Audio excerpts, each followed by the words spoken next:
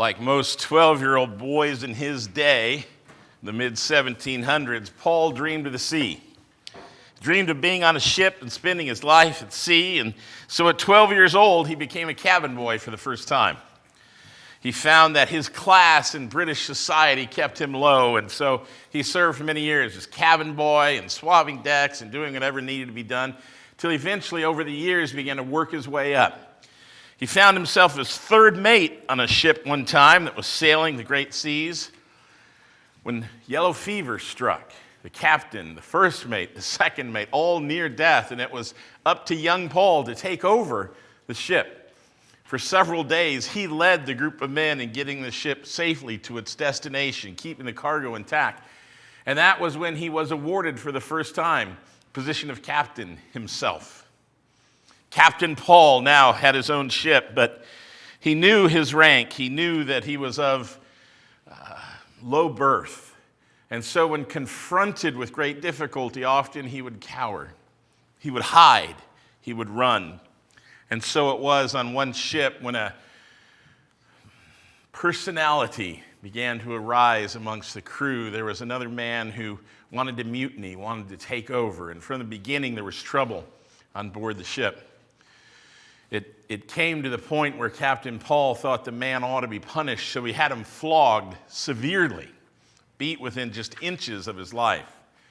When they got back to Scotland, that was when it was discovered that this rabble-rouser on the ship was no mere sailing, low-class, low-born person like himself, but rather an adventurer, born to a wealthy Scottish family. Captain Paul was thrown in jail. He was held in prison. Released on bail, released until the trial would take place. Only then was it that this young man who'd been flogged within inches of death actually died. And the family wanted vengeance. The family wanted justice.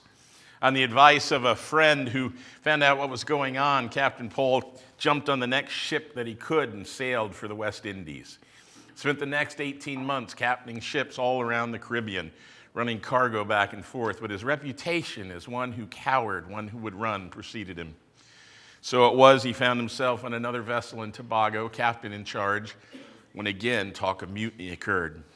Sailors demanded payment in cash right then and there. Captain tried to persuade them that only when they got their cargo safely back to its destination would they all be paid. But one man led the mutiny against him. Captain Paul, as was in his nature, ran below deck, barring himself in the darkness. Until the next day, he came to his senses and said, I don't want to run anymore. He came out into the bright light of deck, saber in hand, and ran his sword through the lead mutineer, killing him on the spot. Well, that was going to be another offense. That was going to lead to further investigation by the British authorities.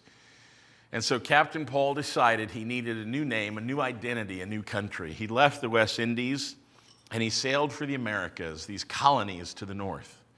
And that's where he found a new home. That's where he found a new identity. That's where he found himself now being recognized for his merit and what he could do, not for his low-born position, not for the family he'd once come from. A man by the name of Richard Lee, one of the founding fathers of America, had heard of Captain Paul, knew of his abilities, and put him in charge of a small ship.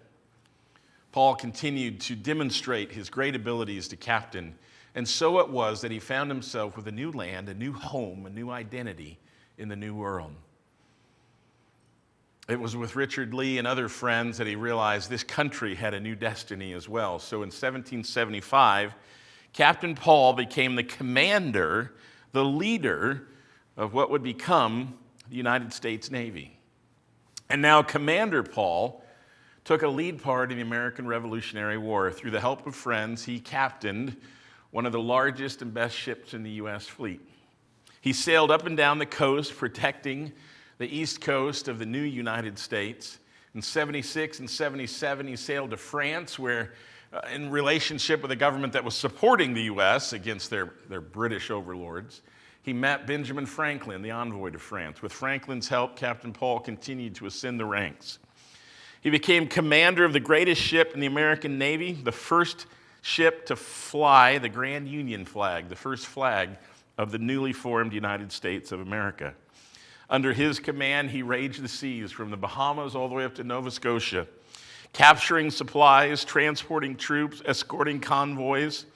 With Franklin's help and with a friend, John Hancock, Captain Paul continued to rage the seas. In one specific attack against British ships all around Europe, he took on 2 ships at once, engaged in battle right between them, both of them firing their cannons at his ship. He boarded one, trying to destroy it while they attacked another. The British knew that they had him beaten, and so they called out to him, "Do you surrender?" And that's where Captain Paul uttered this line for the first time: "Surrender? I have not yet begun to fight. She may sink, but I'll be darned if I surrender." An hour later, he had subdued both British vessels. Boarding one of the British vessels with his entire crew, they watched their own ship sink beneath the waves, but he emerged victorious. Captain John Paul took on a new alias, a new name, Captain John Paul Jones, and became the father of the American Navy. Became a war hero fighting for a new country with a new identity. We look back to those years of war from 1775 to 1783 as the Great American Revolution. Captain John Paul Jones looked at them as the time where he no longer ran, he was no longer a coward, but he found something to stand for. He found something to live for. He fought for independence from British rule. This weekend we celebrate Independence Day. Captain John Paul Jones seems to be a fitting model for us to look to. Not that he was perfect, not that he lived out his life in total glory and did everything well from then on, but the new Continental Congress recognized him with a new gold medal, honoring his valor and brilliance. France made him a chevalier, a knight. Britain would forever hold him as a murderous pirate, a scourge of the seas, of course. Independence Day. Something we love in this country.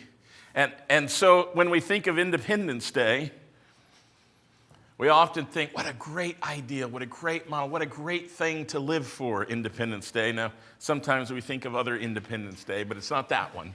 That's not what we're going to look at. It'd be a shame for that to happen to such a nice building, wouldn't it? Independence is a great model for a country. Independence might be a great model politically. But this morning we're going to see that living independently is a horrible model for a church.